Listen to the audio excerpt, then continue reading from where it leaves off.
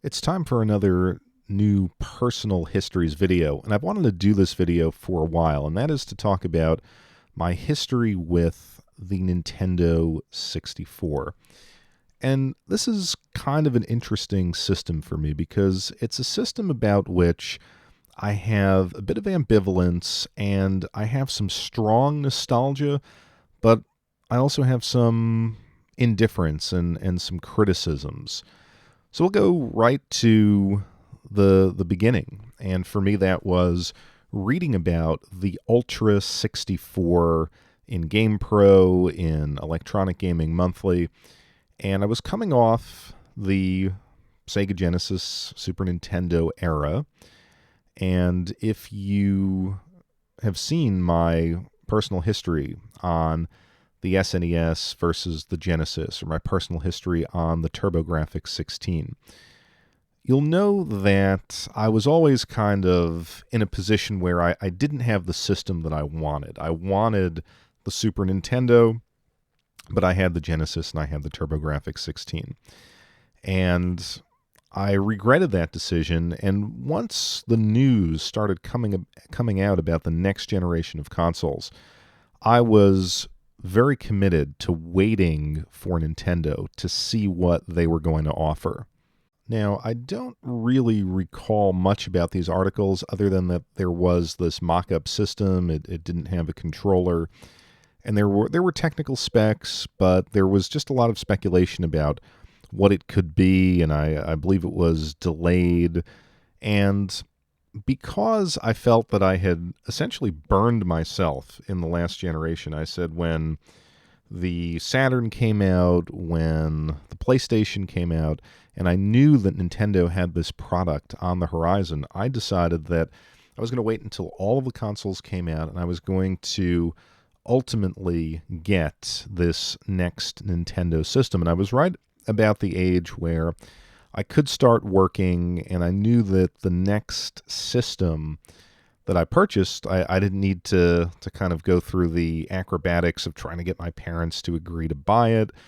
As you know from those videos, they were a little resistant, in those old videos that I made, a little resistant to allowing me to have the latest and greatest video game systems. So I was just going to work. I was going to buy this system, and I didn't even necessarily buy into the hype in the magazines, although I enjoyed reading it. But I just said, I'm going to wait, and I want to experience these three consoles, Saturn, PlayStation, and N64, before I make my choice. So I did experience those consoles. I played the Saturn at a friend's house. I played Daytona USA, and I mean, Daytona USA, to play that at home was special, but I had kind of lost faith in Sega at that point, and I didn't have many other interactions with the console, really, and I was kind of prejudiced. So I knew I wasn't going to get the Sega system. I had played, for whatever reason, I remember playing the Sony PlayStation at, I believe it was a Best Buy, and they had a 989 Sports college football game playing. And I remember thinking, oh, this is really cool. I could see myself getting this, but again, I'm going to hold out. Is Sony really a video game company, or is this another like oddball system like the 3DO? And then I kind of waited, and I had this friend, and I'm still good friends with him today. And he was big into JRPGs, and he was a little older than me, not by much, but he had started working, he had started saving, and he had this plan to get the N64 on launch day, and he had these theories about how this is going to be the great JRPG system. And so when you lived in the pre-internet era, you would read these articles or you'd see an advertisement and you'd kind of make your own hype. So we would sit on the bus and we would just talk about how, okay, 3D graphics, open worlds, what is this going to do to a game like Final Fantasy? What, if Square was so great on the SNES, just think of what they could do on the N64. And we just had these kind of like fantasy sessions. And then, of course, the news came out, and I'm a little shaky on exactly when this was, but it was pretty big news, and that was that Squaresoft was going to jump to the Sony PlayStation. And that really kind of opened my eye, and I was like, whoa, it's time to take a step back and really think about where my dollars are going to go in this next generation of consoles. He, on the other hand, was he just felt like the 3D capabilities were so incredible that it was Square's loss, and Nintendo was going to make up for it. So I'll come back to this friend, but I want to talk about my actual first experience with the N64. And it was shortly after launch. It was around Christmas time. And I remember the N64 was very hard to get, but I had moved away from my hometown that previous summer. And I returned, and I was kind of spending part of the holidays there at a friend's house. And he had managed to get it. And he had Mario 64, and I believe it was the Star Wars game, which, I think Shadows of the Empire, if I recall. And I was just sitting there. Now, he wouldn't let me touch it. Like, it was the big Christmas gift, and so it was him and his brother, and I was sitting there, and it was kind of like this old wood-paneled basement. It had no heat, and they had one of those like radiating heat. It wasn't quite a fan, but it looked like a fan, and it had all of the heating coils in it pointed at us, blankets covering us, and just kind of watching them play these games. And eventually, they let me have a go at it. And it was playing Mario for the first time. I think everyone on the internet has made this observation, but playing Mario 64 for the first time was truly revolutionary to see how far gaming had come in just 10 years. I mean, I remember being a little kid and seeing the original Super Mario Brothers for the first time and being amazed, and then to see this world rendered in 3D, and I could move Mario around a 3D environment. It was absolutely incredible. And then to see that classic Nintendo design and their ability to create engaging gameplay loops, and it was just something special. And I look back to this day, and I don't think that there has ever been quite that jarring break going from 2D to 3D like that. I have played a little bit of VR, and VR was cool when it kind of first rolled out with the Oculus and stuff like that, but a lot of the games I played were PC games that I had that had a VR mode. Going to the PlayStation, I think like PlayStation 2, I felt those games felt bigger and more technical compared to the PlayStation 1, but not different, not like they were providing this jarring break between one generation and another. I don't know that we're ever going to have that again. I hope we do. I mean, I hope to see it. But the two things that I'll remember, now, of course, you had this crazy-looking controller, and it felt odd, but I would say it was intuitive, and playing with that joystick for the first time was unique. But the kind of the two moments that stand out where I experienced that, like I said, that dissonance, that break from the previous era, obviously when you saw it, but when you controlled the characters in the 3D space. Was the first boss fight in the first level of Mario 64, where you grab Bowser by the tail and kind of whip him around. Just so much fun to see that, to do that, to see that animation. And then also in the Star Wars game, the part where you're in the speeder and you trip up the camel-looking walker, just like in the movie. I thought to see that rendered in a video game was pretty incredible. Now, memory being an odd thing, I'm going to jump back to the friend who was the JRPG enthusiast, and this is my second memory with the N64, but when I kind of went back and read about the release schedule of some of these games, it doesn't make sense because I'm really taking a jump from those launch games to the game I'm going to talk about now. But it is the second memory that I have, the standout memory of kind of my second interaction with the system. And it is going to my friend's house and playing Quest 64. And what I remember was like this was the game that he was waiting for. This was the role-playing game that he felt was going to capture his vision of what role-playing games could be on the system. I want to say that there were other role-playing games that came out before Quest 64. I don't know what they are, but I mean, obviously, once these systems rolled out, you realize that this was not going to be the JRPG system. But for whatever reason, the Quest 64, like I said, this was going to prove his vision, and I guess he got that on release day when it came out, and like I said, I think it was 2 years later, 1998, and we played it the first day, and I was really underwhelmed.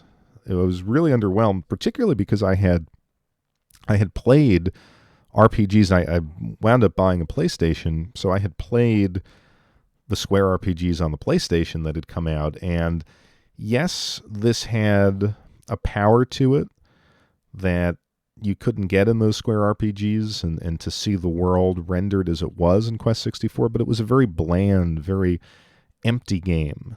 And I felt bad for him because I know he would have enjoyed the stuff on the PlayStation a lot more, but he was kind of stuck with this mediocre game.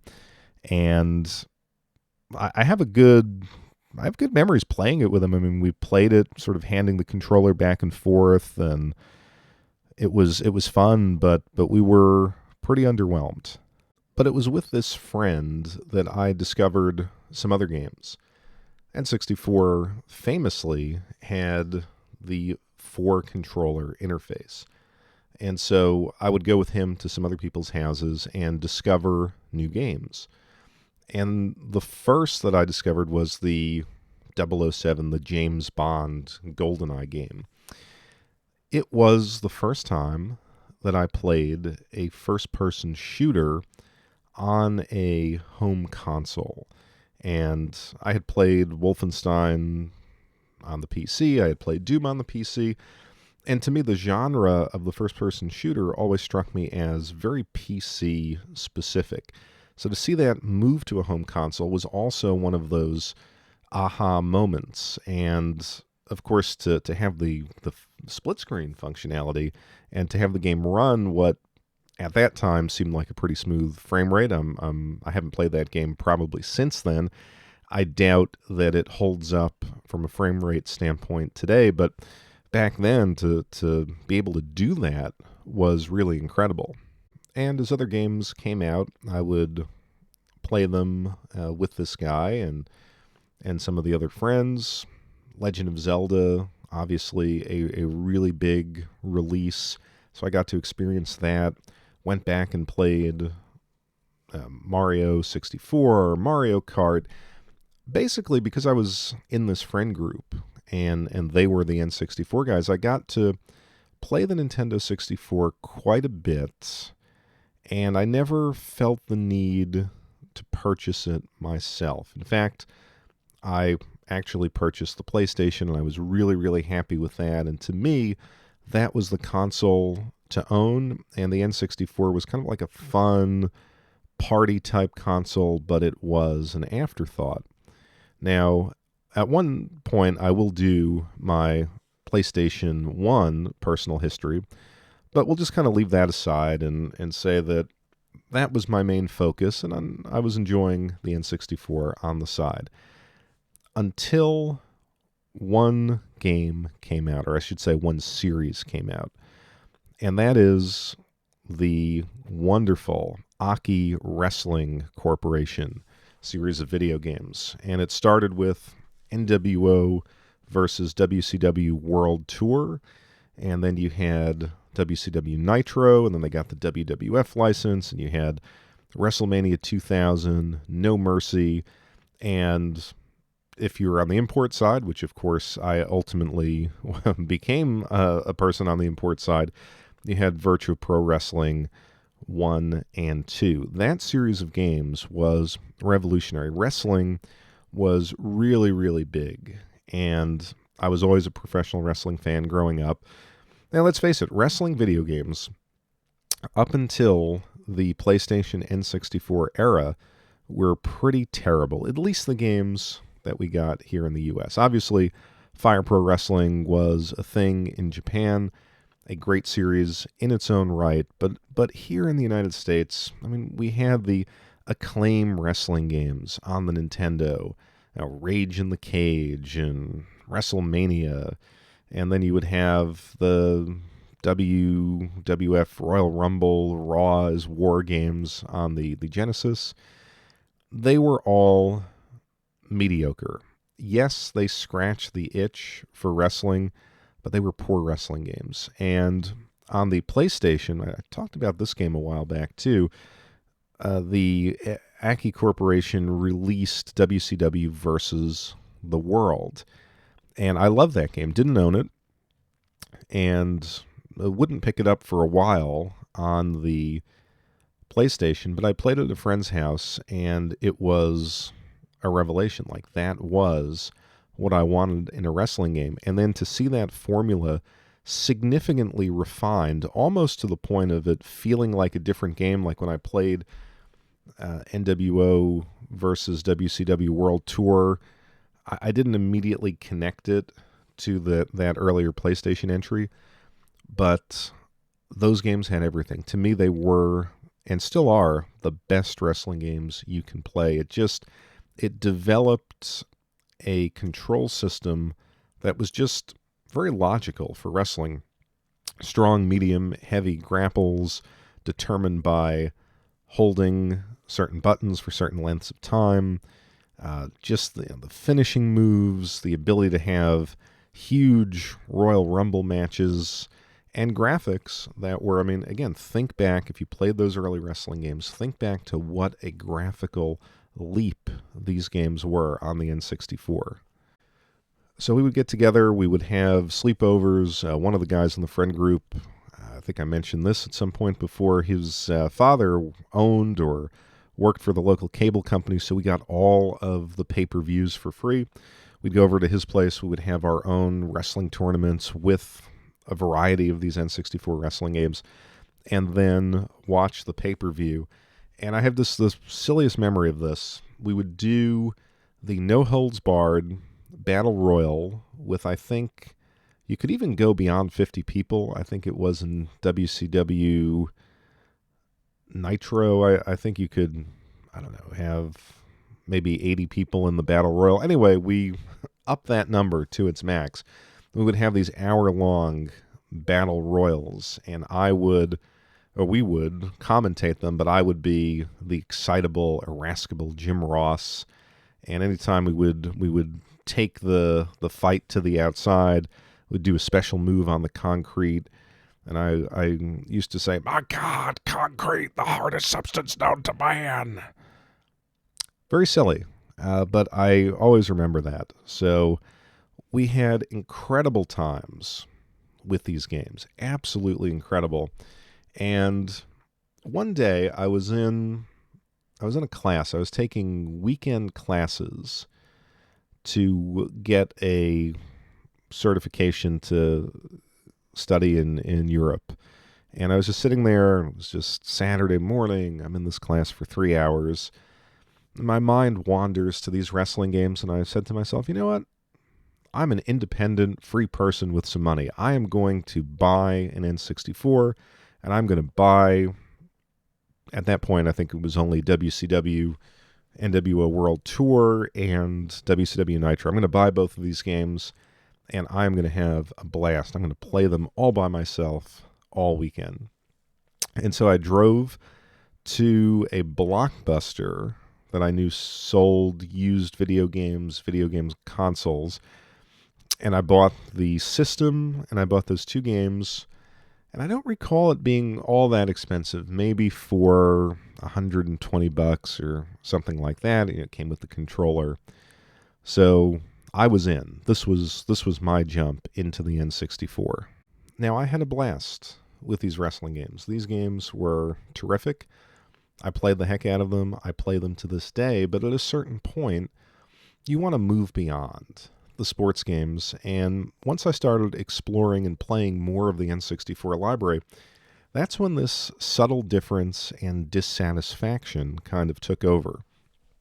The first memory that I have of that sense of dissatisfaction was playing the Ocarina of Time. Now, I know that's a beloved game, and it was a special game back then. I mean, to see, again, Link in a 3D environment like that was incredible. And I played through the game. I remember being very frustrated by certain aspects of the game. I don't know if it was the final boss. I haven't played it, honestly, since then. But one of the larger bosses in the game, I remember being very frustrated, found it very difficult. But anyway, persevered because, again, it was an expensive game. I wanted to get my money's worth. And when the credits rolled, I remember sitting back and thinking, yeah, this was technically impressive, but I don't like it as much as I liked the top-down Zeldas, A Link to the Past and Link's Awakening. And I was like, for all the money that I spent on this game, I just don't know if this is for me. And like I said, I never went back to it. I played Pilot Wings. Pilot Wings was a solid game, and I enjoyed it for what it was more than the Ocarina of Time game. But again, I look back to the SNES Pilot Wings and said, no, that's the Pilot Wings game for me. And incidentally, I think the one on the 3DS is absolutely terrific as well. So N64 is, to me, not a bad game. It's number 3 on the list of the 3 Pilot Wings games. Other games that kind of left me a little empty, those would be the 3D collectathon games. You have Donkey Kong 64, for which I purchased the memory expansion card, and I was like, okay, now I'm going to see what this system can do. And I felt like, okay, I'm not really seeing too much difference. Maybe there's some clearer textures here or there. It was a fun game. It was a fine game, but it didn't have the magic that Mario 64 had. Same thing with Banjo-Kazooie. Again, it's a fun collectathon.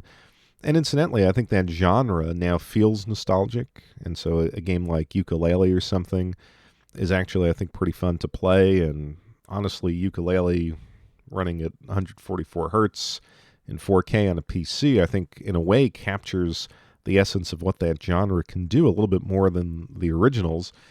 Nonetheless, those games kind of left me with an empty feeling, or at least a feeling like I don't think these are in any way a successor to Mario 64. I think they were just okay. Again, RPGs. The PlayStation took control of the RPG genre, so I wasn't getting really anything worth playing, at least that I found on the N64. Then you kind of look at racing games like Wave Race 64. I think there was like a Cruisin' USA game, and very good games, fun, but you had PlayStation with Gran Turismo, and that just sort of captured my imagination way more than any driving game on the N64. So I was just finding myself like, okay, well, this wasn't as special. This wasn't as spectacular as I imagined. The only game that I felt like after that initial wave really captured my imagination was, believe it or not, the Episode 1 racing game. That kind of Star Wars pod racer game. I remember having a lot of fun with that. And I think that pretty much represented, because that would have come out maybe in 99 or 2000. And I think for me, that was the end of the road for my time with the N64. I realized that maybe 2001, 2002, No Mercy came out, and I definitely picked that game up, or at least played it. I think I actually didn't own it for quite a while, but played it with that friend group. But we were already in college at that time, and so we had a couple weekends when we came home over the holidays, but that was pretty much the end of the N64 era for me. I think consoles do, however, get kind of a second life, and you can kind of evaluate how the success of a console, a lot of the times after it's run, you learn to appreciate different aspects and elements of it. Sega Saturn, I've talked about many times as being a console that is actually way more interesting now as a retro console than it was back in the day.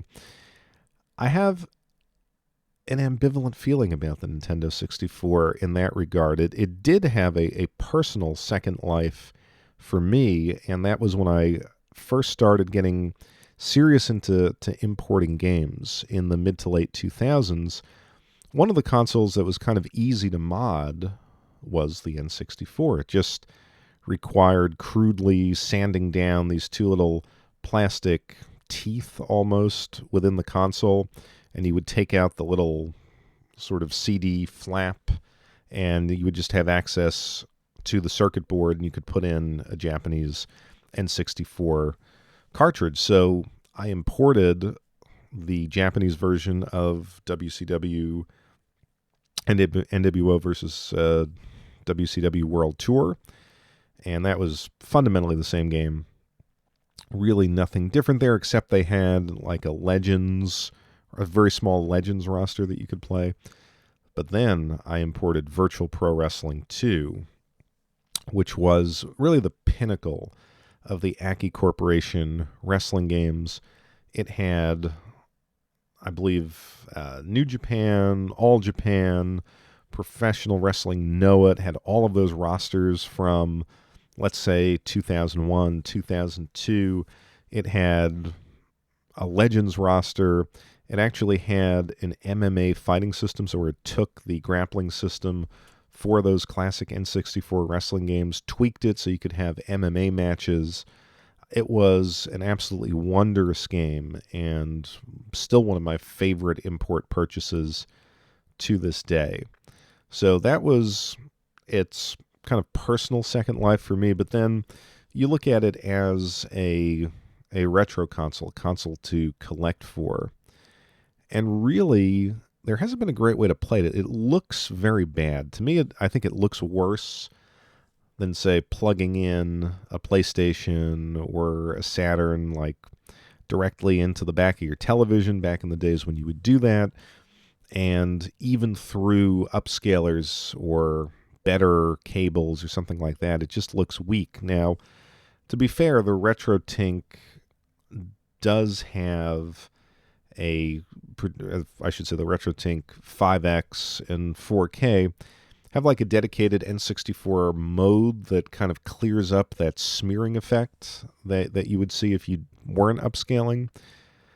Helps to a degree, but it doesn't feel as good in a retro setup to play as the PlayStation, the Saturn, and other consoles. Now, I haven't modded mine. I'm sure there's ways to mod yours, and I haven't really gotten into that, so I'm not trashing it as such.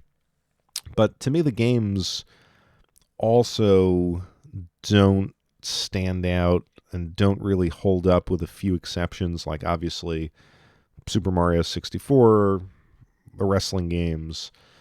They hold up, and I've since played sort of Mario Kart 64. What was the other one? Diddy Kong Racing, F-Zero. Those are good games, and they're still fun to be had. I think the thumbsticks, though, on the controllers, like, it's hard to get a good feeling N64 controller these days. So that's just kind of another aspect that I think diminishes the fun that you can have with it. There are other gems to be found on the console, to be sure. I mean, my list isn't that exhaustive. I mean, Smash Brothers. I was never a Smash Brothers fan, but that kind of really took the world by surprise. I think it was the N64, the first Paper Mario. I can't quite remember, but there were other good Nintendo gems on there. So I'm not saying that the console itself is not legendary. I think it is for a lot of people, and it represents childhood for a lot of people. But just to me personally, stacking it up with the other options I have for retro consoles, it's always taken kind of a minor or a secondary position, much as it did in its day. Now, I realize that the folks over at Analog are coming out with an upscaling N64 variant or clone console using FPGA, I assume, like their other products. And I've enjoyed their products, and I tried to buy this one, but I think I was at work or I was traveling or something, and I just missed the window to order it. So I'm kind of hoping in a way that that will breathe life into the system, and I'd love to pick one up and hopefully play these games with impeccable clarity, high resolution, and a new controller that's built to today's standards. So that's my personal history with the N64. Again, though I was a bit indifferent and to a certain extent disappointed by it, it really represents a fond time in my life, and I was happy that I lived through it and I got to enjoy the console.